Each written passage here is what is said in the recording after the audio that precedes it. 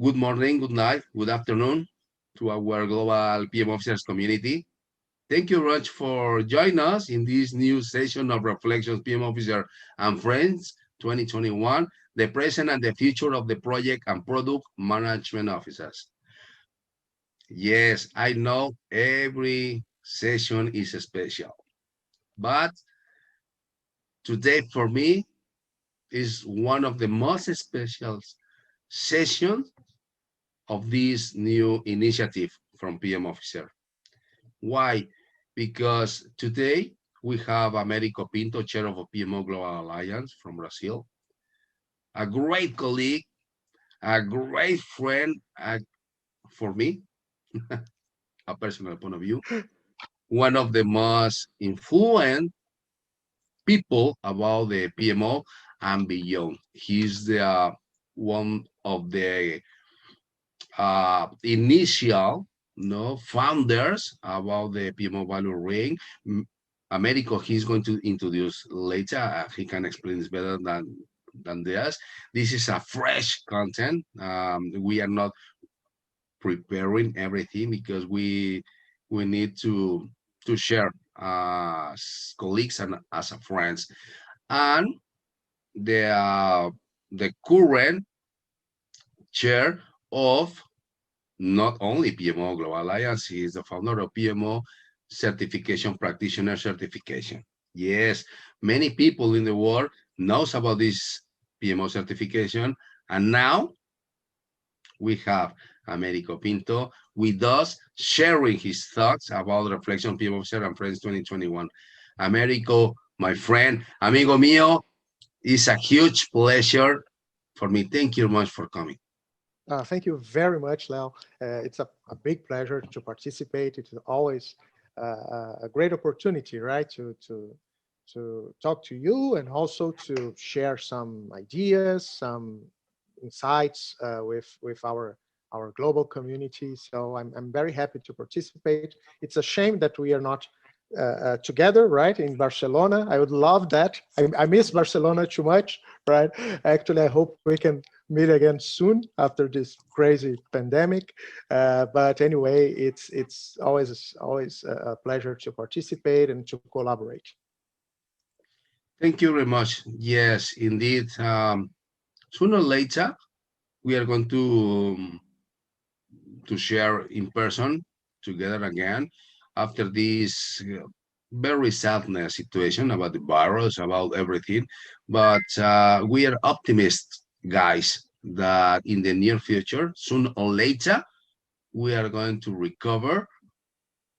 I don't know if everything, but I do believe it will be better people about this current situation in the near future as professionals and persons and humanity. So Yeah. we hoping to see you very, very soon in person again, my friend. Thank you. Sure. So let's start. Okay, we have 5 questions. Okay, we will love to hear about your thoughts about these 5 questions, a final reflection, no, and a final point of view. So, Right. Americo, first question. Would you recommend creating a PMO to manage the program and or portfolio of projects and products of any organization, and why?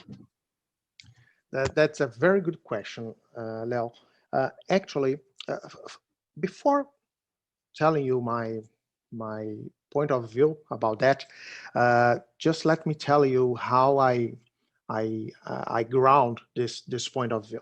It's based not only my own opinion, my own experience. Actually, in the last 20 years, 23 years to be exact, I've been working in project management area and also, especially in the last 11 years, focused on the project management office topic, research and consulting and even managing PMOs. So I have my own experience, but because of PMO Global Alliance, I had a chance in the last 5, 6 years to meet and to study, I could say dozens of successful PMOs in many different places, many different countries. And I don't believe in only in my own experiences, because statistically they are not significant. So it's important to understand what really happens around the world, and try to understand this phenomenon.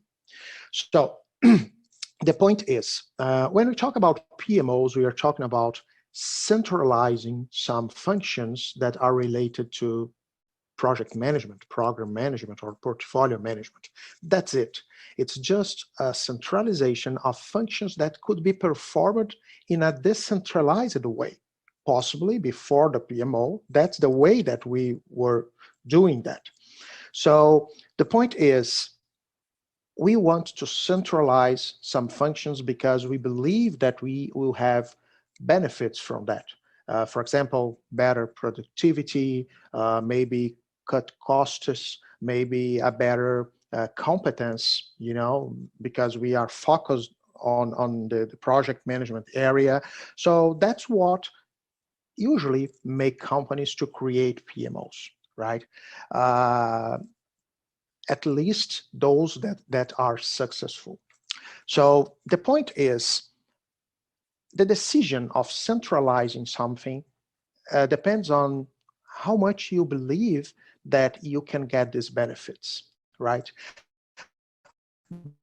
But to get all these benefits, your company should have a specific situation, a specific scenario that can allow you to get all these benefits. What I'm saying is, let's suppose that in your company, it's a hypothesis, but let's suppose that in your company you don't have projects, right? So of course, a PMO doesn't make sense.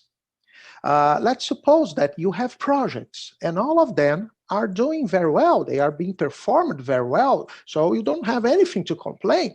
Everything is decentralized in some way, right? And you believe that it's okay. So we have the information we need. We know the projects that should be developed. We are running the projects very well. So why are you deciding to centralize these functions if they are being performed well? Of course, I'm talking about, the edge of the situation. Everything is beautiful, everything is great. We know that the real world is not like that. But what I'm trying to say is, if you don't have projects in terms of budget, in terms of quantity, or if you don't have enough problems with your project management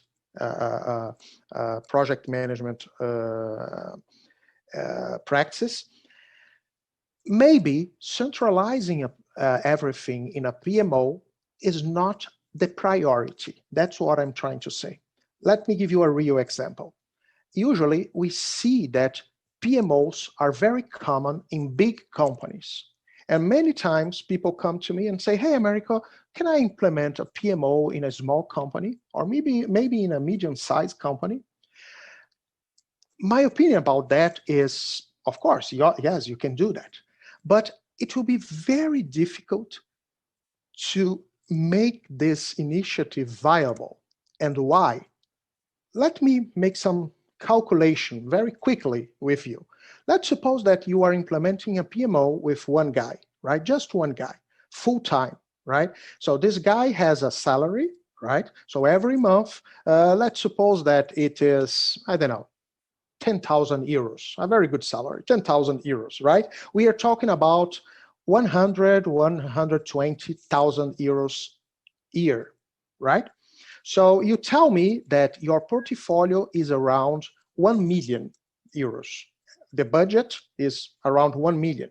And you know that you have cost overruns based on your history around, I don't know, 10% maybe, right? So it means that you are supposing that last year you waste around 100,000 euros because of your incompetence in managing your projects. So you said, okay, now I need to do something about that. So I will centralize everything in one area. I will hire this guy, right? Actually, I will implement many other things, methodology, tools, because I want to stop that loss. So this year, if I have, again, 1 million euros in projects as the total budget, I don't want to lose 100,000 anymore, 10%, right? I want to stop this loss.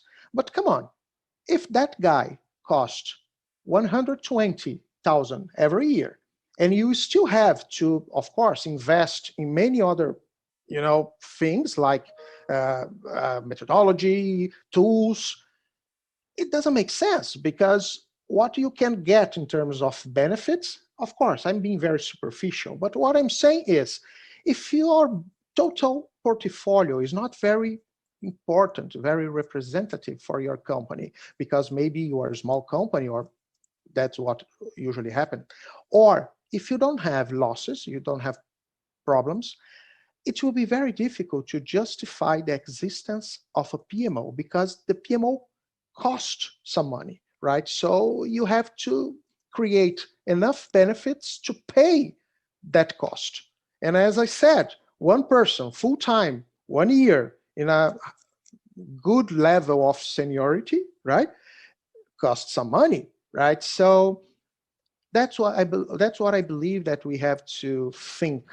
So if you tell me, Americo, for big companies, PMOs make sense, I'm going to tell you possibly yes, right? So I don't believe that a PMO could not be something useful for a company that has a good portfolio. For medium-sized companies, there is a good chance, right? Depending on what you are considering a medium-sized company.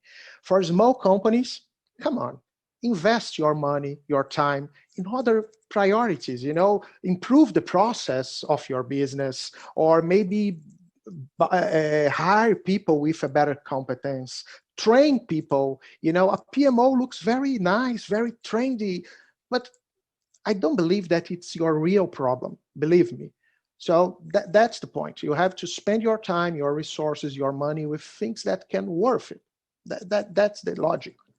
So that's what I believe. Does it make sense for you? Great reflection, America. Yeah, yes, it's a very good point of view about this situation because after so many years of experiences as consultant, sen- and senior in a top management role, or right now in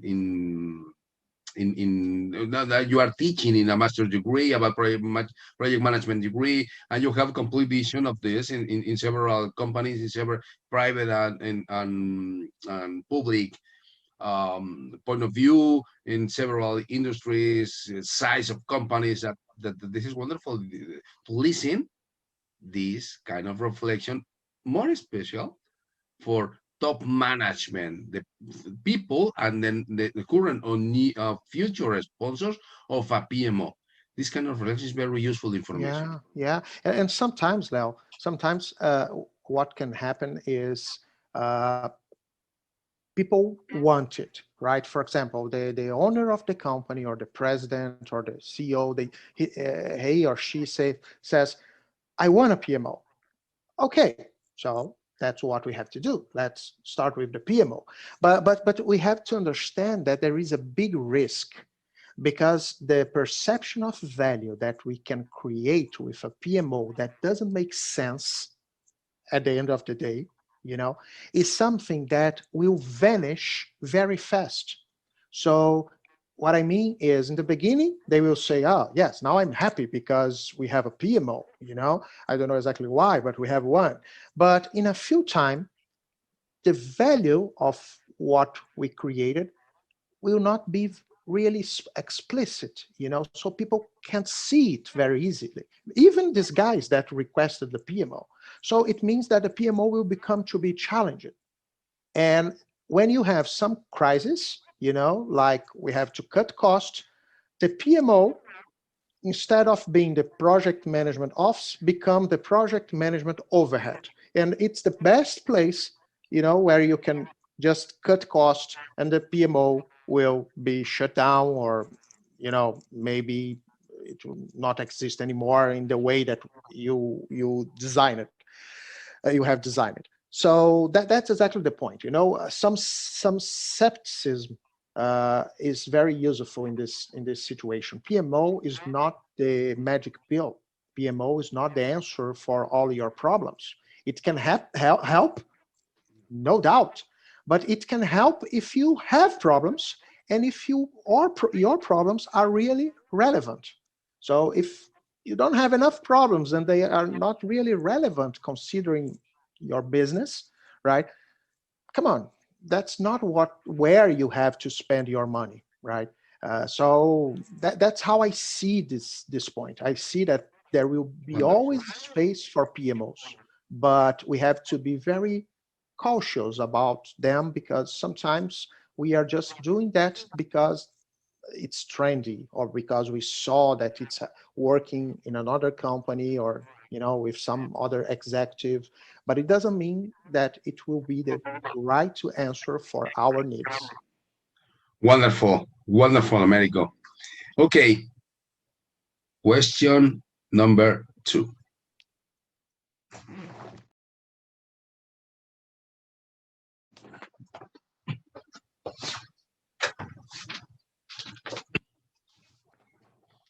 It's bad night. We are going to cut our way to. Yeah, no Okay. problem. Okay, we have, yeah, lie there. Yes.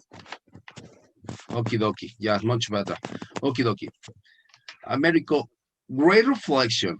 So you have mentioned that the competence into a PMO members, obviously, but the question number 2 is related about this. So, what skills or competences do you consider a member of a PMO should have? Very good. This point is very interesting. You know that you have been participating in the development and the discussions about the methodology that we have created at PMO Global Alliance, the PMO Value Ring methodology. And this methodology became, I could say, a big success around the world. Today, we have more than 20,000 users and more than 5,000 certificates, credential holders in PMOCP credential holders in six countries. So in 3 years, it's something that we can feel proud. But anyway, one of the strongest contributions from that methodology was the idea that PMOs are different and they must be different, right? So a great PMO, a successful PMO that is doing an excellent job in your company, if I try to do exactly the same thing that you are doing in my company, it doesn't mean that it will work. Possibly it will not. And why? Because there is no standards, right? So there is a standard to manage projects. There is a standard to, or standards to manage programs, to manage a portfolio. It's possible to find a consensus about how is the best way to plan a project, for example. But when we talk about PMOs, there is no consensus, because it's impossible to have a consensus, because PMOs, again, are a decision about what I will centralize, right, in terms of functions, in terms of processes. So this decision will be different from company to company, because the needs are different. So it means that my PMO will be different from your PMO, and it's okay. There is nothing bad about that. In fact, if we try to implement at my company a pre-established model, or maybe some other PMO the characteristics of a PMO that we saw being very successful in another company, when I try just to copy and paste, again, it doesn't work. We have to adapt. We have to deliver what my company expects in terms of results, because the pains are different. That's the point. So I'm saying that because it's impossible to say that, oh, these are the competences that will be important for all PMOs. It's a lie, right? And why? Simple, because PMOs are different. If my PMOs, if my PMO, for example, is providing portfolio management, maybe benefit management, of course, we need much more a competence, a strategic competence, a good vision about the market, so we need some specific competences. But if my PMO is not working with this, actually what we do is we support planning, we prepare some reports, we provide some advice, for project managers. Possibly we provide project managers, the needs will be different. So we are much more focused on tactical and operational stuff, right? So we can't say that we need the same competences in these two different PMOs. It doesn't make any sense. So the point is, first we have to realize what our PMO is. So what we are doing, what are the functions that we decide to centralize.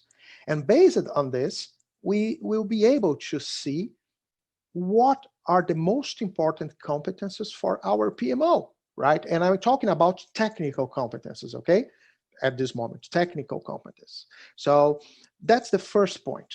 So I really recommend that people think about that. But there is another point, and we are talking about behavioral competences, soft skills, right? And in this point, there is something that I found as a common behavior in most of the well-succeeded PMOs around the world. These PMOs, they are much more focused on people than on the technique. So the technique is the way to, get you there, but it's not the reason of your PMO.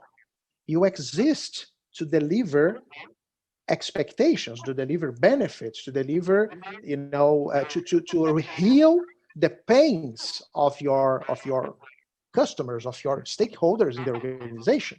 So it doesn't matter if you have the best methodology in the world, if people can't see that, if people can't feel that you are helping them, So the commitment should be with your people, with your customers, much more than the technique. So in this way, the soft skill that I was mentioned is flexibility, adaptation, right? Mhm. The understanding that we can use what we want in terms of techniques. We don't need to choose one. No, I'm agile, I'm a waterfall. No, I'm agile when I need, I'm waterfall when I need. Here in Brazil, we have a saying that is, you don't need to choose a saint to pray. You can pray for all of them. It's a very Christian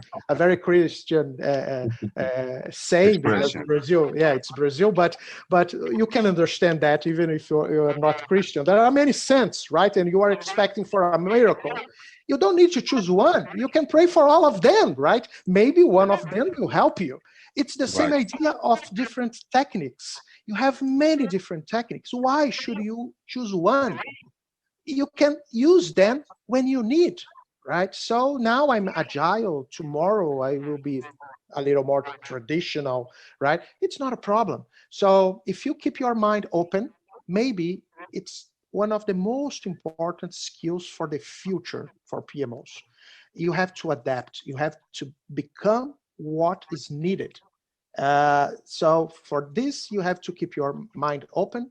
You have to listen more than be concerned about give all the answers immediately, Mhm. you know, and you have to use what you really need to use, right? The technique is there to support you, not to create limits and restrictions that you cannot overcome. No, no. So that's my point of view. Competences, technical competences, it depends on where you were working and what how the PMO that you are working on was configured. In terms of soft skills, no doubt, adaptability, flexibility are absolutely important and focus on people much more than on the technique. Wonderful, because this is very difficult to convince no the top management that putting focus in this kind of competences, and this is very important, the hard skills, yeah, the technical skills, but we are losing the soft skills. Now we need to come to combination of both, and in a very good you know putting in the right weight each one, depending of each organization, depending of each situation, depending obviously of each project and or product that people are leading or manage, no? Exactly. Wonderful. Yeah, and Leo, just one point to complement Yeah, this please. idea. Let me share with you a real example, right? There is a very interesting PMO that I've been monitoring in the last 2 years. It's a big company, a big telecommunications company, Mhm. and this company, because of the COVID, they are at this moment in a very strong crisis, financial crisis, right? There is a big risk that this company cannot survive right after this situation. So the point is, the before the COVID, they were doing a very good job with portfolio management, right? So they had a planning for the next 10 years, you know, so the portfolio was very well structured. And the leader of this PMO is very experienced, and he was doing a great job. Uh, After the COVID, the president of that company, he called the PMO leader and said, "Hey, we are in the middle of these difficulties because of the pandemic, and I need that you help me in a different way from now on." Right. So I'm not really interested in the portfolio for the next 10 years. But what I want is that the PMO can focus on the success of the current projects. So we have to ensure that the current projects can be delivered on time and on budget, right? It's critical for us to survive. It's okay. This PMO leader, we had lunch a few time ago, and he was telling me this this story, and it was interesting because he was a little frustrated, right? Because for him, in a first glance, it was a kind of backstep. You know, wow, we were doing a very nice strategic, you know, portfolio management, and now we are doing something very operational. You know, we are looking to to the projects and managing the projects. It's a backstep, but the point is, it's not exactly a backstep. It's exactly what I said. It was a change of needs. So it's much more a realignment than a backstep. Because imagine that that guy, that leader, uh, go to the president office desk and say, hey, I would like to show, you know, in what I was working last month. That's our perspective of our projects for the next 10, 15 years. The president will look at that and say, come on, are you crazy? In 10 years, we'll be dead, right? So that's not what I need. So how can you expect to generate perception of value if you don't have the sensibility to understand the real pains, the real needs, and adapt and be flexible to adapt? Some people can say no, but a PMO should not do this kind of thing. Come on, if you say this kind of thing, you are trying a very bad path. And why? Because there is nothing that your PMO can't do.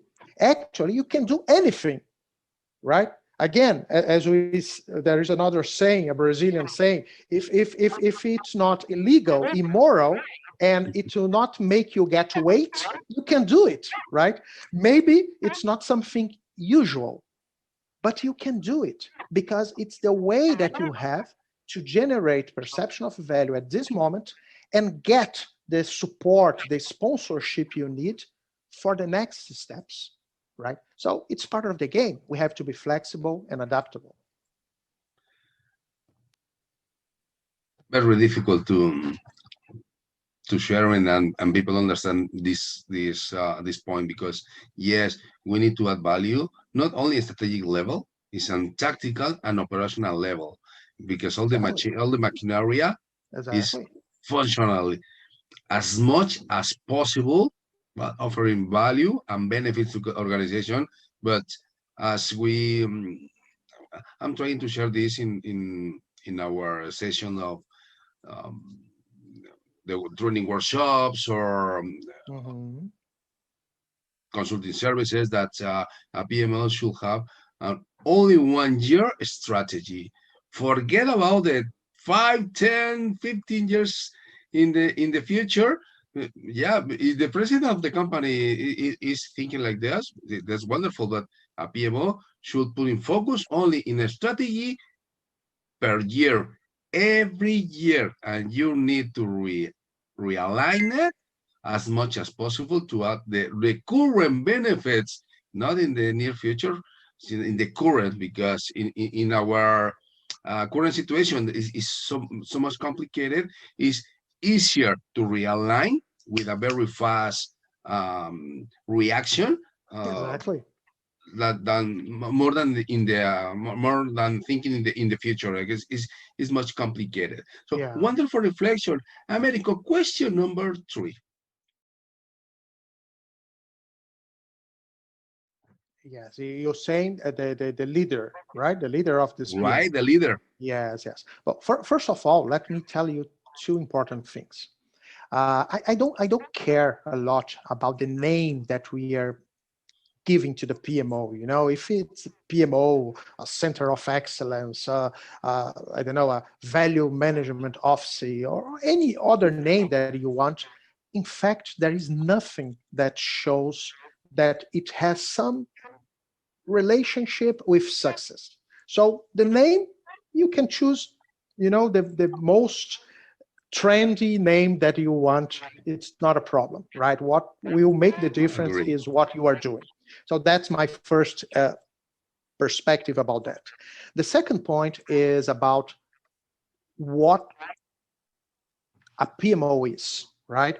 Because in our approach, we consider that a PMO to exist, we need uh, to have at least one person, right? So Americo, but a PMO with one person could be a PMO. Yes, technically speaking, yes, depending on what type of service you are providing. Sometimes the head count, because the head count is a decision too. So it will be higher or lower depending on the workload, right? Sometimes one person could be a PMO. It's okay. Again, technically speaking, there is nothing that says that, oh no, it's impossible. Even a part-time PMO, technically speaking, maybe we could consider a PMO, but I don't work with these models just because usually they are not really relevant, right? So if you don't have enough workload, at least to have one guy full-time, right, assigned to the PMO, it's not something really relevant, right? So I don't know. Actually, I haven't studied this kind of PMOs, right? So I can't tell you anything about that. But when we talk about PMOs, we can have different structures with different headcounts, with different competency requirements, and the workload necessary to support a specific demand will vary, will be different from company to company, because, for example, if in my company I have 100 projects and 200 project managers, of course, we need possibly more people at the PMO if the functions that we are offering, we are providing, if they need a personal contact with project managers, for example, right? If it's not something that we can automate. So let's suppose that I provide support to project planning. So I have to go to the project manager, sit down with him or her, and help this project manager to plan. We need a lot of people. We have 100 project managers, right?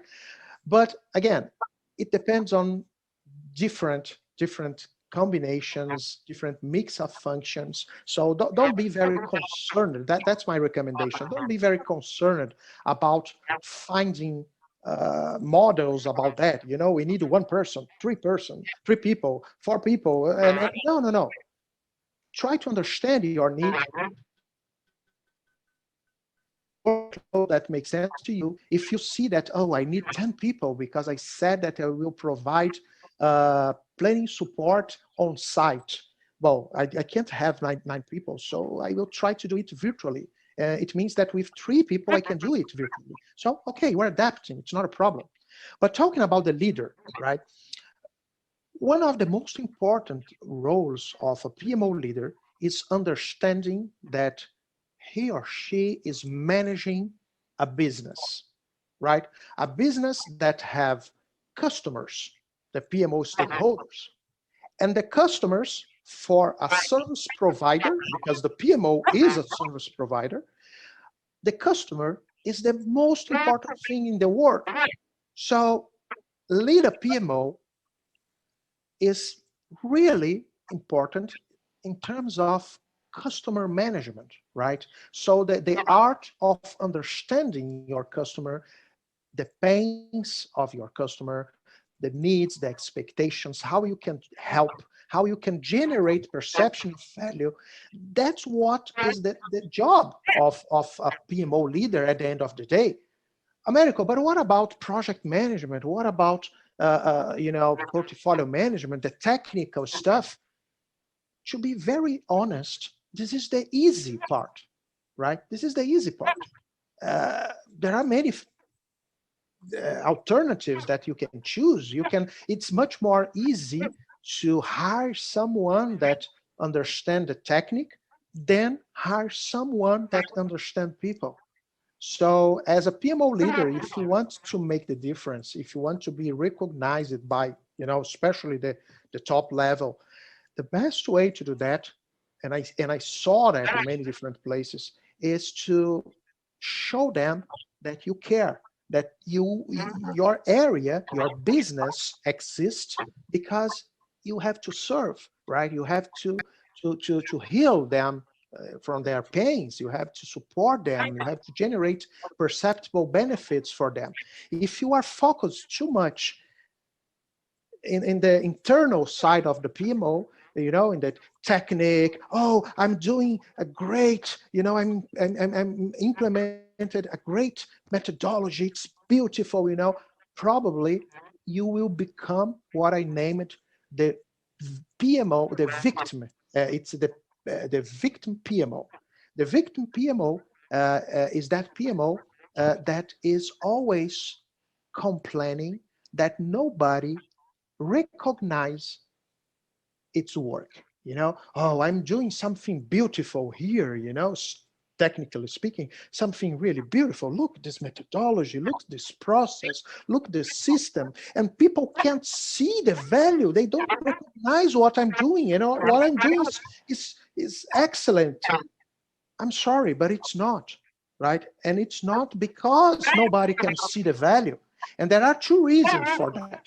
The first one is because it doesn't worth, right? Actually, they don't need it. What you are doing is something that is not generating the results that they really need. It is that like guy working with the project for the next 10 years while the company is, is almost shut down, right? Because the crisis. So, okay, your portfolio management is beautiful, but it's not they're paying at this moment. So that's why, that's the first reason that they can see the value.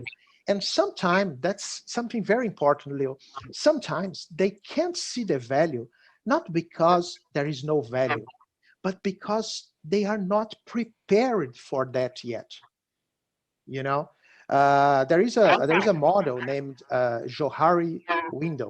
It's like the evolution of the wisdom, right? And there are some stages.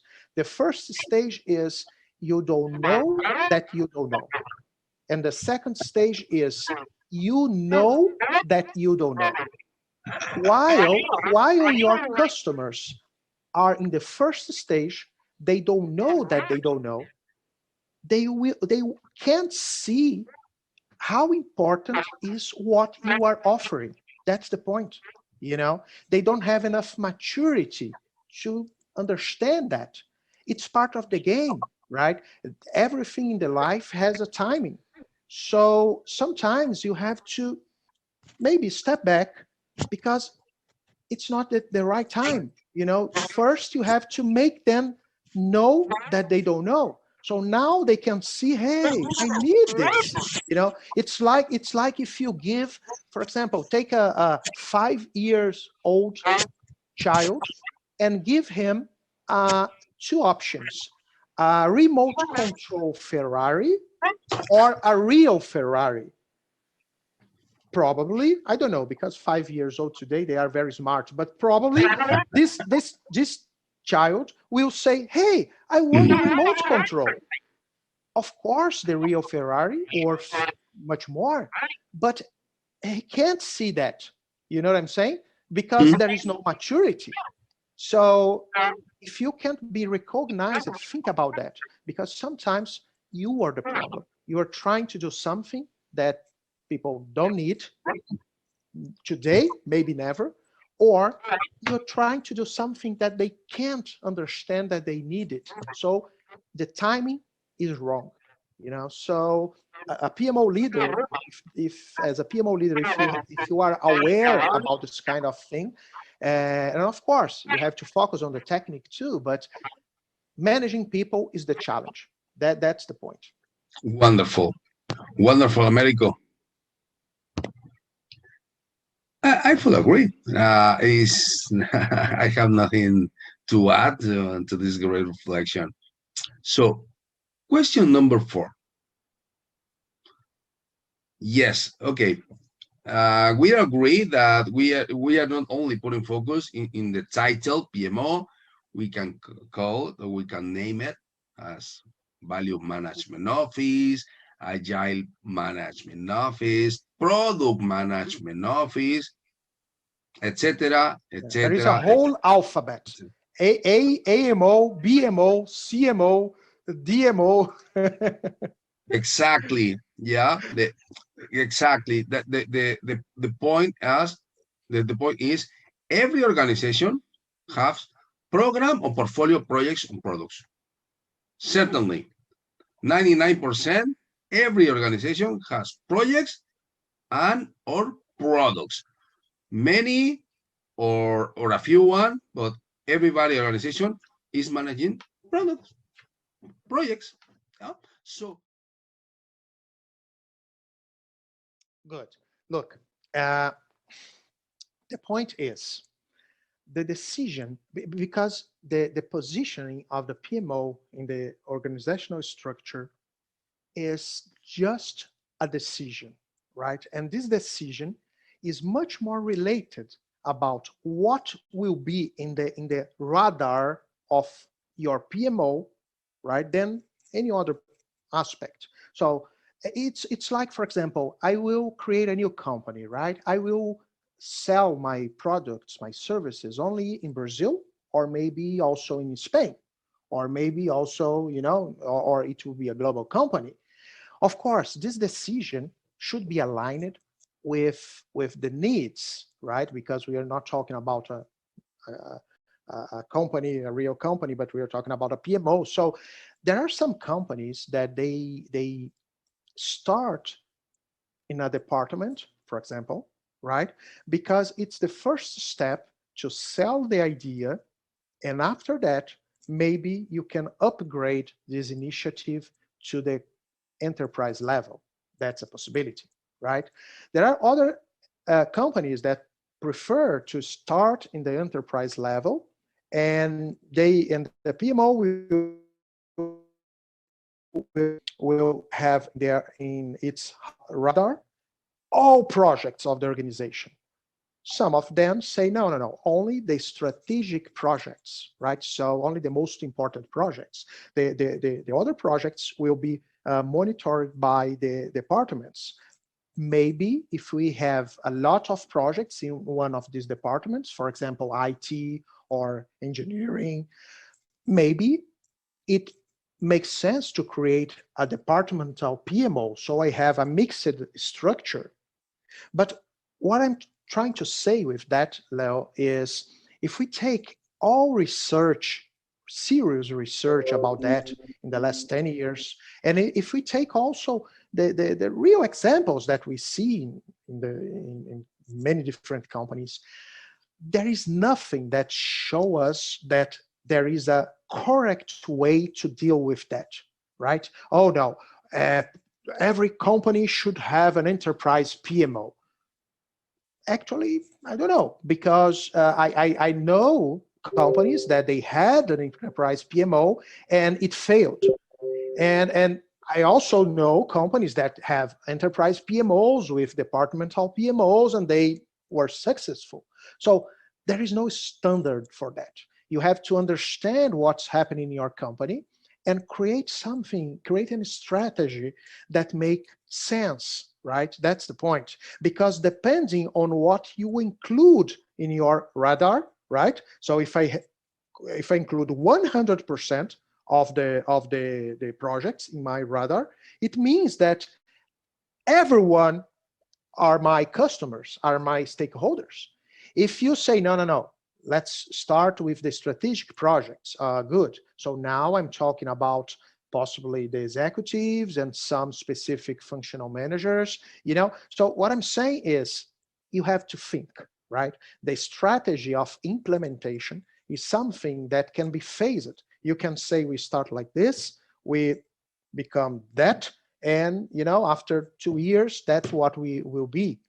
So that's what happens in the real world, right? There is not a correct answer. Oh, PMO should be enterprise, should be departmental, should be just for a project. No, no, no. Different needs, and you have to choose what you want, right? That's it.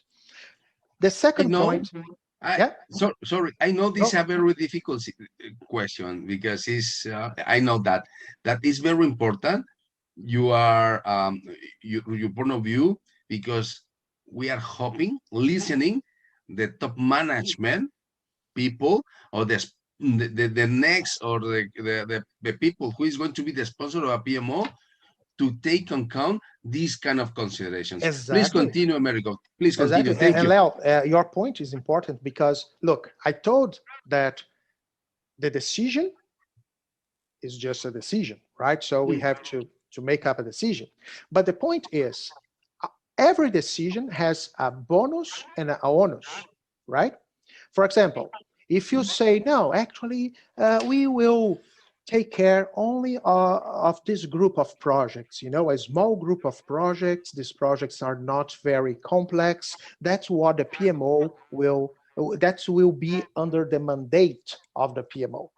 Okay, it's not very complex, but your ability as a PMO to generate perception of value will be lower. So it's very possible that it will be more difficult to justify the existence of your PMO in the medium and long term. So if you agree. say, no, no, no, actually, we want more, right?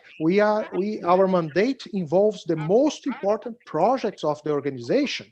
Okay, your PMO will be uh, also more complex. The functions will be different, but now you are focused on the most important projects, on the most important stakeholders.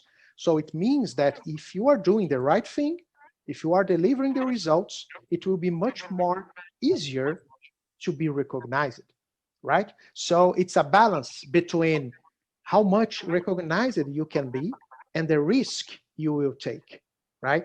That's why you can phase it, because you can change this strategy as you start to get the first, the first benefits, the first results. So you get a little more sponsorship and you can get take more risk. That's the point. And regarding the PMO officer, right? If it is a director or a leader or a coordinator, again, I really think that it doesn't matter, right? Because again, there is nothing that indicates that PMOs are more successful if they have directors or if they have managers or coordinators. No, actually, there is nothing, no correlation between the name of this position and the success of the PMOs. So you can take the name you want, right? The point is, you have to be a leader. You have to be recognized as a leader. So it brings us bring us back to the last question, right? So what makes you a leader? That's the point, right? So you will report to your, possibly because you have many customers, many stakeholders, but usually you have the PMO sponsor, right? So it will depend on in which position you are. If you are a PMO for IT, possibly it will be the CIO. If you are an enterprise PMO, possibly it will be some strong director that work in an area that is, that cross the organization. That's the most common thing that I see. It's not very usual that PMOs are directly, especially well-structured PMOs, are directly connected to the president. And why? Because usually the president has a very important role that involves to look out of the organization. So when you are linked, when you are reporting to a director, a strong director, a strong executive, not the president, but a strong executive that have a kind of crossing view about the organization. For example, a planning department, right? So you are responsible for this, you are under this area. This guy, he connects with all other areas, with the business areas. So it's a very strong position, and he or she can see everything that is happening. And this guy, he is looking much more internally than externally, what usually happens with the president. So sometimes we think, oh, the best way, the best way to PMO to a PMO reporting, it Mhm. should be for the president. Sometimes not, because the president will not give you the attention that you need. So sometimes a strong executive will give you much more attention because she is focused on the internal side of the organization, on the internal processes, on the internal business, right? So that's what I see. That's what I see. So there is no answer. There are many different possibilities, but these topics that I said, I think we have to consider when we are deciding what to do. Great, great, Americo. Great reflection on that. Yeah, because it's very important to know in which kind of the in the entire organizations who is the sponsor. No, the not the title of the sponsor, no, into the organization in which kind of area business unit is demanding the to have a PMO or to have an Exactly. office. No, and that Exactly. that is related the um the picture or the photo in the structure of the organization depending of the PM, the sponsor, and his role into in which kind of structure position into the within the organization. Yeah, Agreed. it's everything related. Yeah, I know this is very hard question to answer, no, but we are only sharing thoughts, sharing experience, and our audience is going to take the best decision making as possible with all this kind of information. That's the point. This is our main focus. So question number 5. I do believe that we are not in VUCA environment. I think we are in a FUCA environment. And you say, Leo, what do you mean? So VUCA in volatility, yeah, volatility. Yeah, sorry, we are living in the few past years in a volatile situation, explosion and implosion in global, in all everything about, we know, organizations, society, education, whatever. We are in volatile situation, but right now we are living in a fragility situation, because before of the pandemic, of the virus, if something happens in one country, most probably is with an impact internally, or maybe in a region.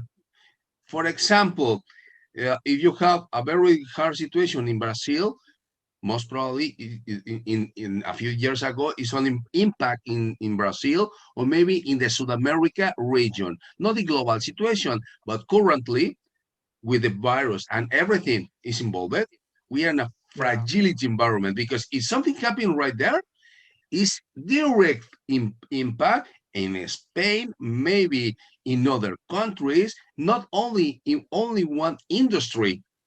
Is We have an impact in several other industries. Okay, a very simple example in pharma industry.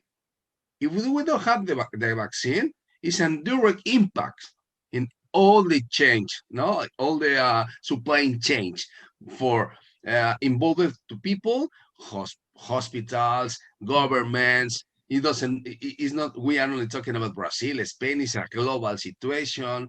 We are not talking only a private. We are including public as well. No.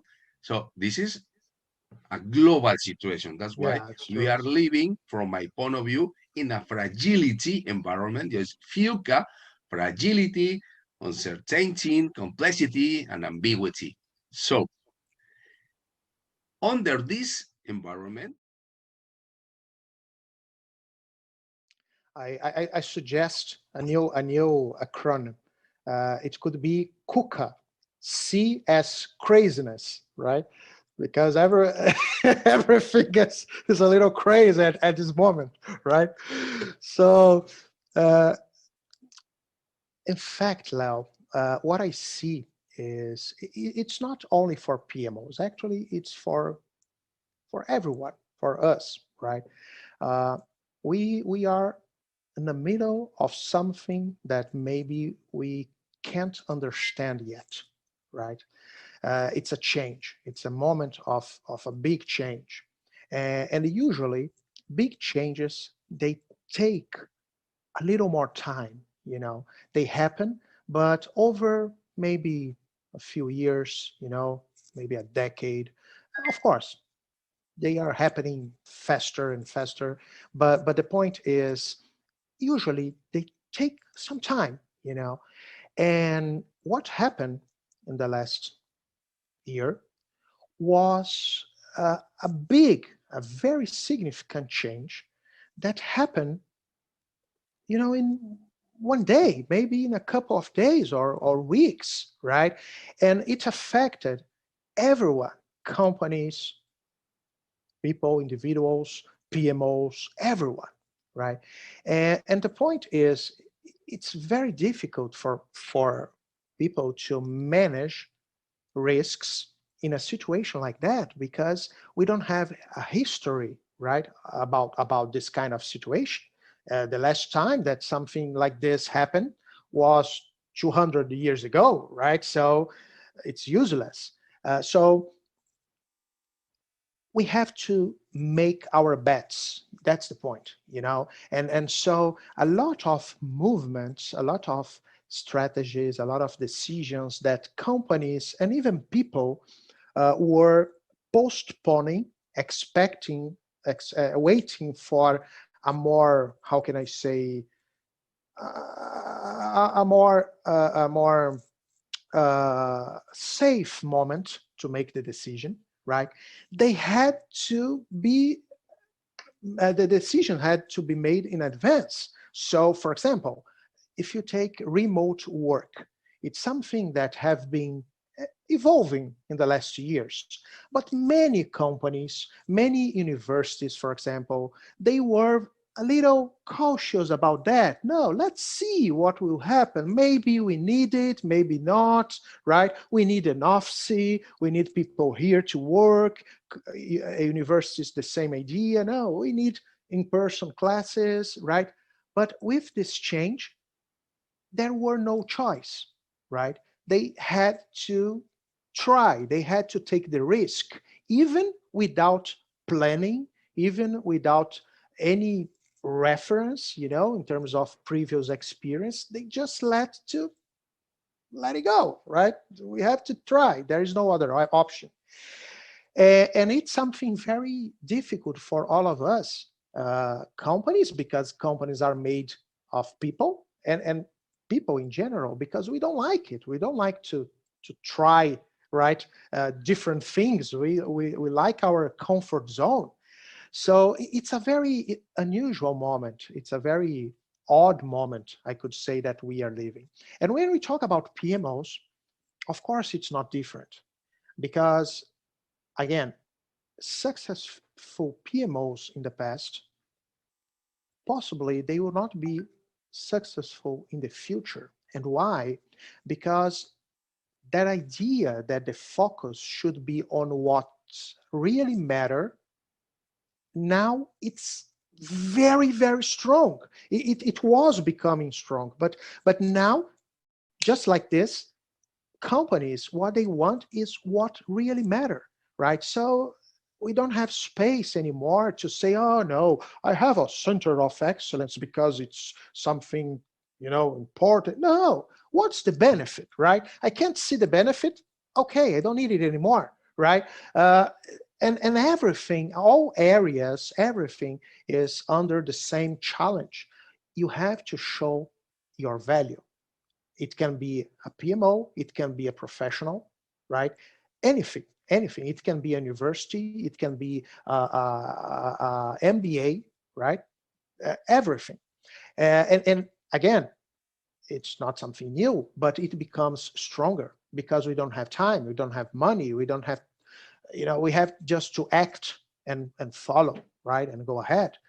So the point is, uh, if a PMO leader keeps his or her mind open, right, to what's happening, and understand that possibly you have to redesign, you have to rethink your PMO, what you are doing, your profession, right, the way that you deal with people, with your customers, with your stakeholders.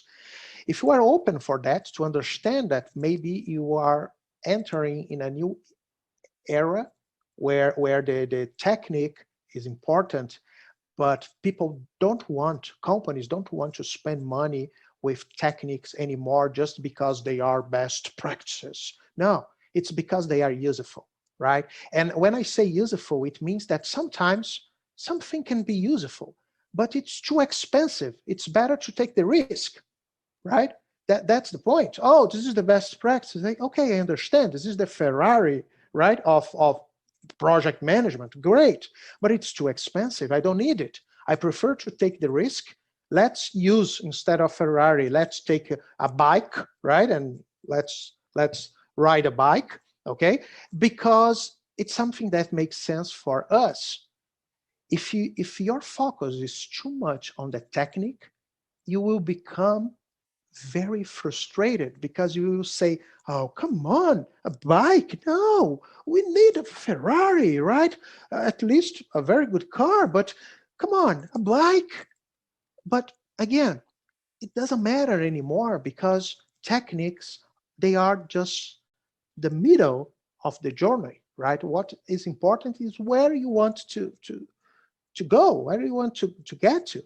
And that's exactly the point. So we will become, as PMOs, as I said, service providers, and we have to act like service providers, or we will not exist anymore.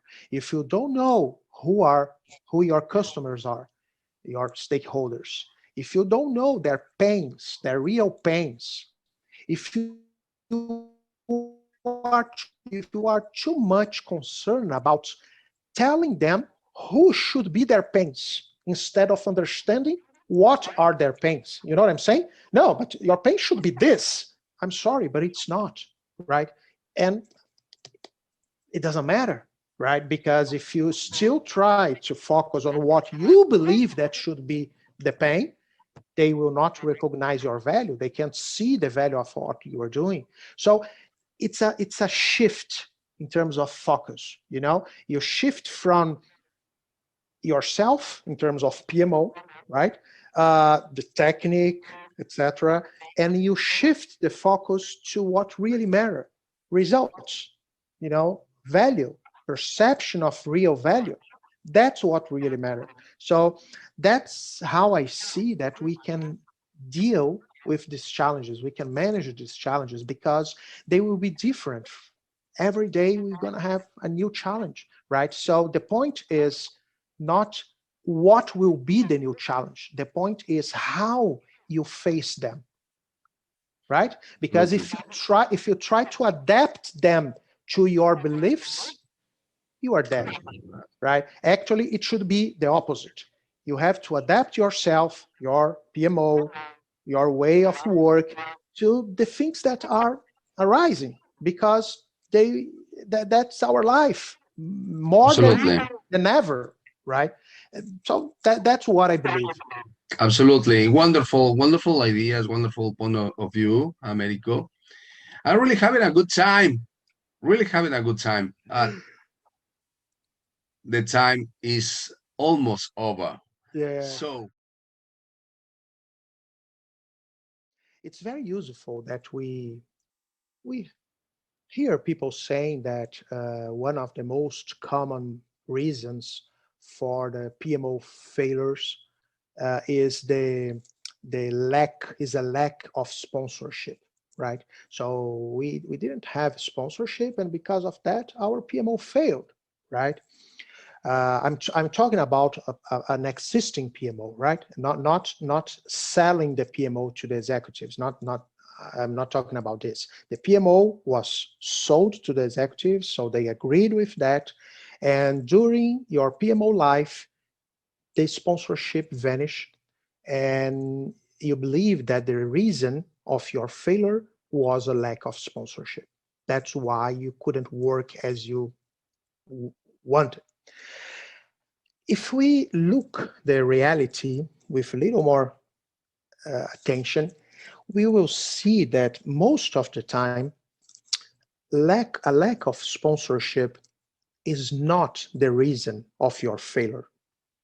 It's much more the consequence of your failure, the evidence that you couldn't deserve sponsorship, because sponsorship is something that you should deserve, right? So if you are not able to deliver perception of value for your customers, especially for the top level, how can you dare to believe that you deserve sponsorship? Of course, you don't, right? Because sponsorship is something that you earn depending on the perception of value that you are delivering. So when you see that your sponsorship is vanishing, when you see that you are losing, sponsorship over time, look to yourself, right? Because the problem is in you, in your PMO. It's not in your customers. The customers, they are always right. Remember that? It's the basic, right? The basics of customer relationships. They are always right. If they can't see that what you are doing really worth it, they will say, okay, I don't need it. In the beginning, they will just say, okay, let them go, let them do what they want, it's okay.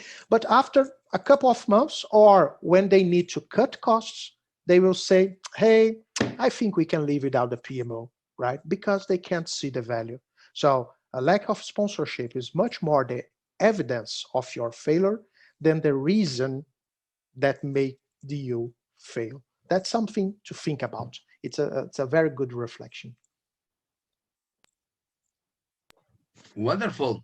I think it's I think this is a very straight point for the PMO leader, PMO officer, or the role who is in charge of the officers, okay, and the rest of the team, because the leadership is not only for one people or the major of role of the PMO, the value management office, agile management, whatever.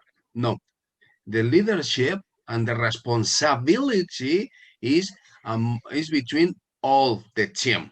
Yeah, Exactly. obviously there's there are specific roles. They have two other activities, so they have more responsibility than others, but it doesn't mean that they are not need to lead and to help to the PM officer to keep leading by offering the benefits, adding value, trying to an improvement system about all involved into the projects and products, a better relationship with the customers, adding customers, but not only internal, external, because we need to consider that we have internal customers into the company, into the business units, or maybe another areas, but the final customer who is the person or people who is going to buy our product and services